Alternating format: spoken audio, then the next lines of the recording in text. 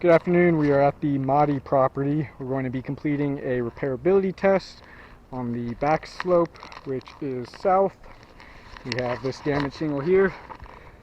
I've identified that with an X and then marked up all of the shingles surrounding that damaged one, all of which could potentially be damaged during the repairability test. I'll give you an overview of all of those surrounding shingles. You can see that one's damaged already, so we won't be pointing that out at the end. But once we are finished with the repair test, I'll show you the results afterwards, give you another overview and close-ups of all of these shingles. I'll be using a flat bar, putty knife, roof snake, and a hammer.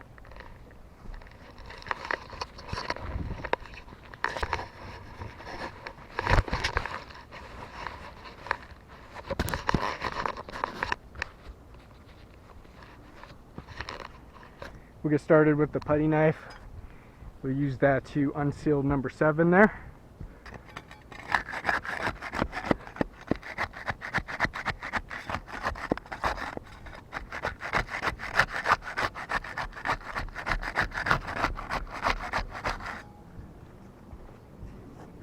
And then we'll use this flat bar to unseal the rest of them.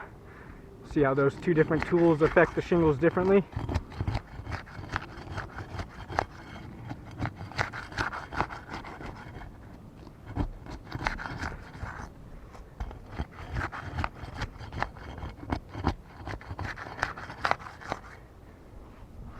Alright, we'll start removing these nails now.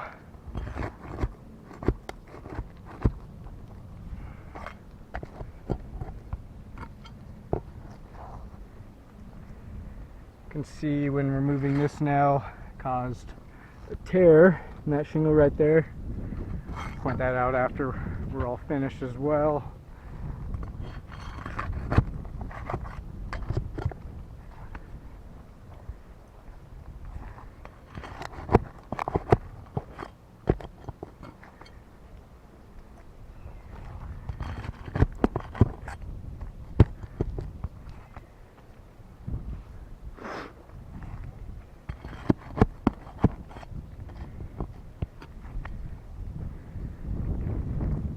See a tear in that shingle as well when removing that nail.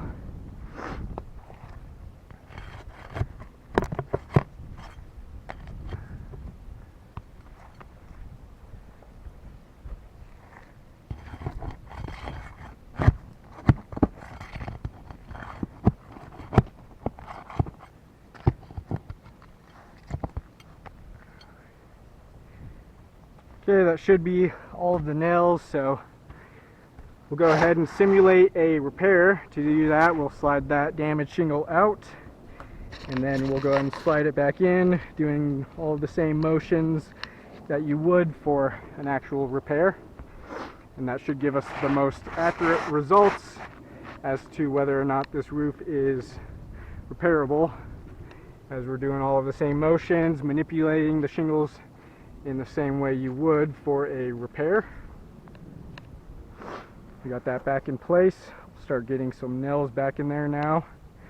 I'll be using the roof snake for that.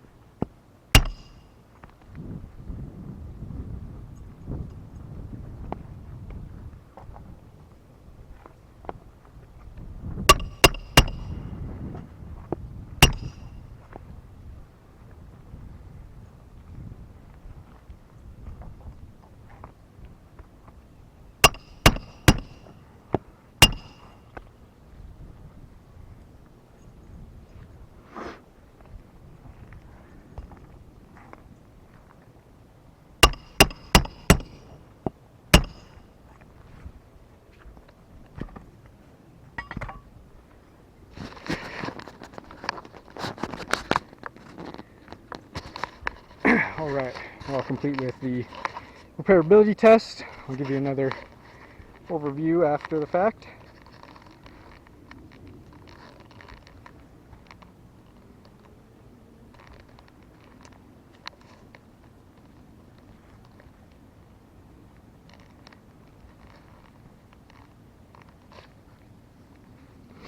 Now I'll give you some close-ups.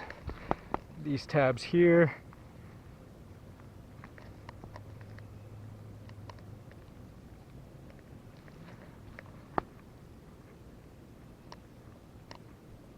You can see some stress fracturing on this one where that matting broke. You can feel it's very weak at the top there.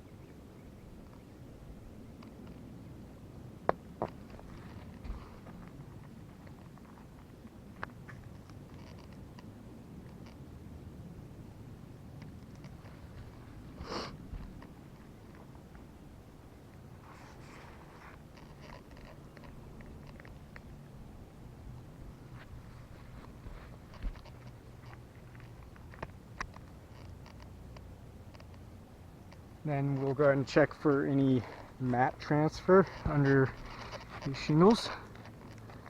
You can see quite a bit here. You can see where that big chunk was taken off, and also some smaller pieces.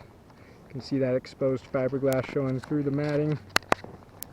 And you can see where those pieces stuck onto the bottom of that tab there.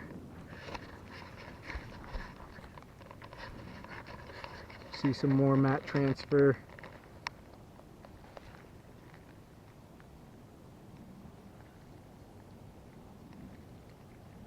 See all of that exposed fiberglass showing through there as well. And then all of those pieces sticking to the bottom of that tab. Some more mat transfer. With all that mat transfer, that is damaging the integrity of the shingle. As we can see, those chunks, you can see that one right there real easily. Those chunks were taken from off the top of that tab, or the shingle. You can see some exposed fiberglass showing through, so that's going to be damaging the integrity of the shingle, and also it's going to make it extremely difficult for these shingles to reseal properly once repairs have been made.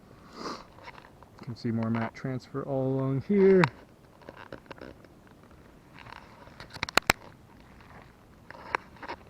So we have mat transfer underneath every single one of these tabs so far.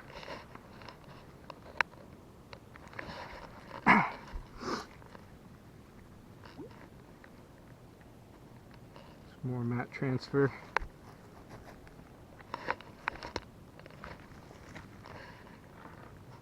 And some more there.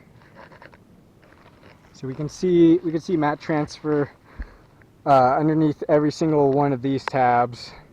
And I pointed out at the beginning, we used the putty knife to unseal this top shingle here, and we used the flat bar to unseal the rest of them here. And as you could see, we saw mat transfer along both of those rows, so it looks like it's going to be impossible to get around that mat transfer. So with that being said, I do not believe that this roof is repairable with all of that mat transfer, as the shingles are left in a worse condition than they previously were. Those are going to be potential leak hazards with the shingles having all of those chunks taken off of them. And we can see an additional 3 damaged shingles. We got 6, 5, and 7 there.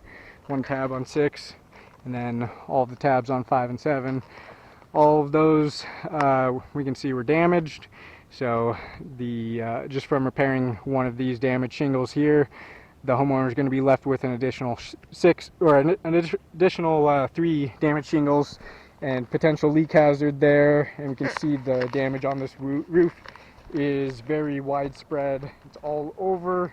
So I do not believe that repairs are feasible for that reason, because we can see if repairs were to be completed, you can see the wind damage is all over on every, or not wind damage, but all of that damage is all over, and we can see the result from if repairs were to be made, leaving them with potential leak hazards all over their roof.